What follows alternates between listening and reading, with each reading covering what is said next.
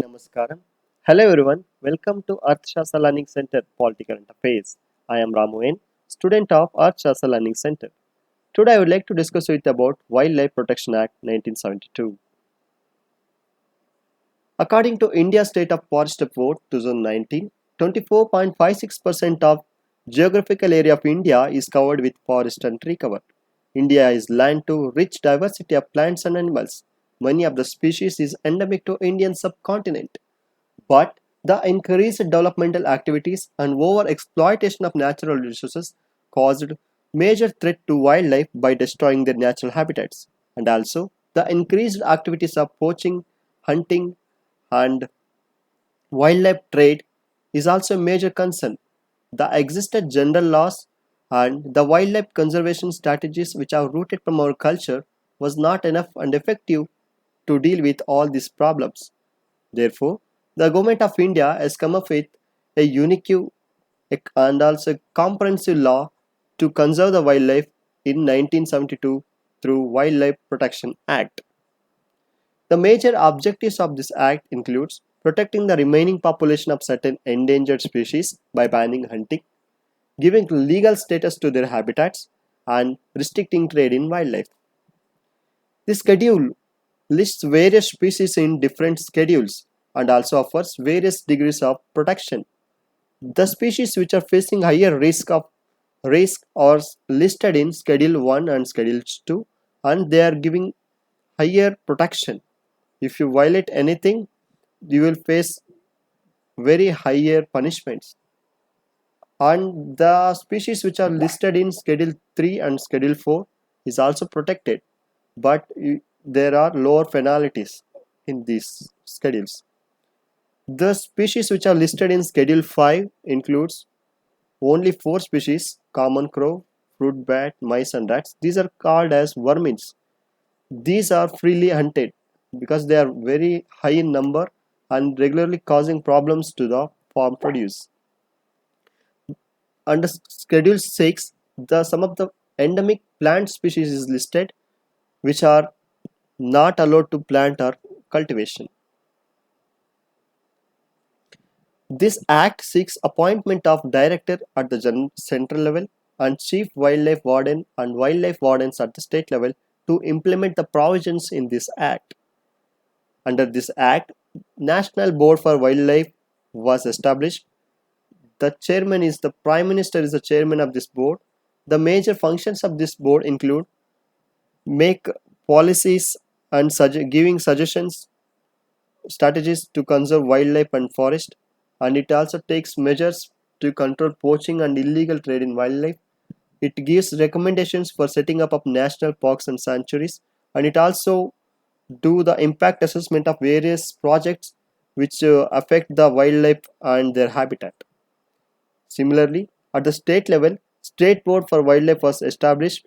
The Chief Minister of the state will be the chairman of this board, and it also has similar functions as the state, which include conservation of wildlife and forests and management of protected areas in the state, and also harmonizing the needs of tribals and other forest dwellers.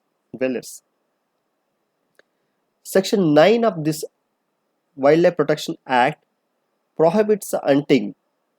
The species which are listed from Schedule 1 to 4 was not allowed for hunting.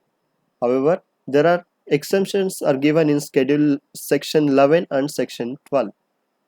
Under Section 11, if the Chief Wildlife Warden satisfied that that animal is become a danger to the human life, or it is so disabled or diseased beyond the recovery, then he give permission for hunting of that animal. Or under Section 12, for education, scientific research and collection of any specimens, he give permission for the hunting of that animal or giving access to that animal. This act also give protection to some specified plants. Under Section 17 capital A mentions that no person shall be willfully pick, uproot, damage or destroy any specified plant from forest land or any area which is specified by the central government through a notification. And also in Section 17 capital B, it gives some grant for special purposes like education and scientific purposes.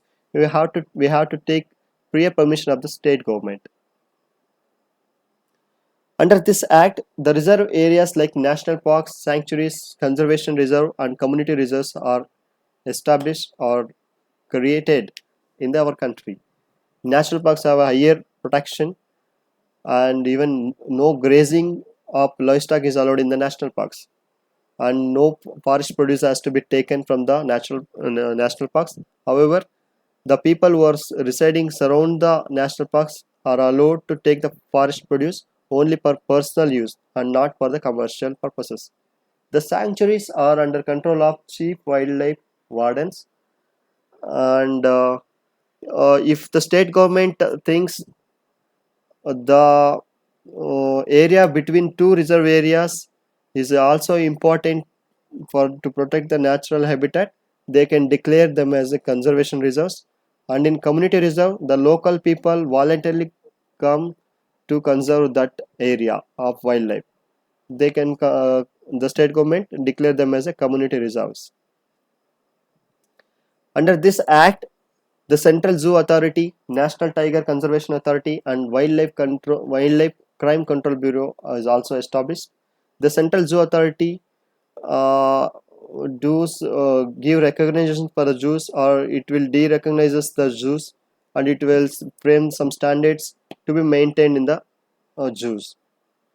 And the National Tiger Conservation Authority manages the tiger reserves in our country, and it also frames some standards and regulations to be followed for the tourism activities in the tiger reserves, and it also take measures to avoid the man and wildlife conflicts.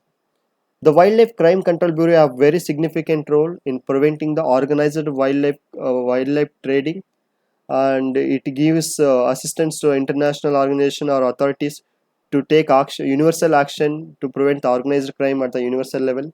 And it also involves in building capacity building and assistance to take scientific and professional investigations in the wildlife crimes.